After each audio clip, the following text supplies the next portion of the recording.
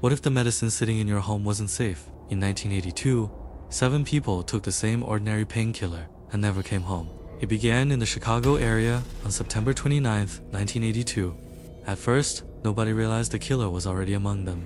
One of the first victims was 12-year-old Mary Kellerman. She became critically ill after taking Extra Strength Tylenol. Then another person died.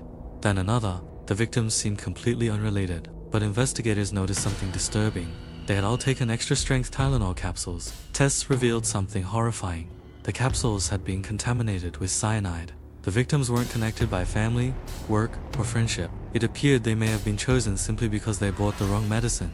Fear spread across Chicago. People suddenly questioned the medicine inside their own homes. Stores began pulling Tylenol from their shelves. Police and federal investigators rushed to find whoever was responsible. Nearly 120 investigators became involved. But there was a problem. The victims had no obvious connection to their killer, so investigators faced one terrifying question. Then a strange letter appeared. A man named James Lewis demanded $1 million from Johnson & Johnson.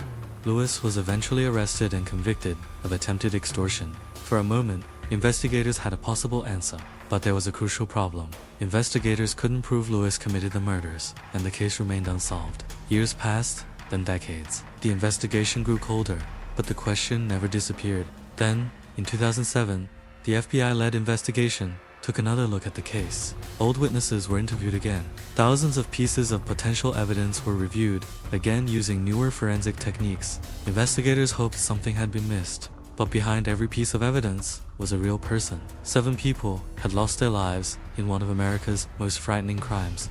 The murders also changed America. Drug companies and retailers faced pressure to make everyday products harder to tamper with. But decades of investigation brought no definitive answer, no confirmed killer, no explanation that could finally close the case. Someone had turned an ordinary product into a deadly trap, and then vanished behind one of America's most infamous unsolved mysteries. More than 40 years later, one question remains.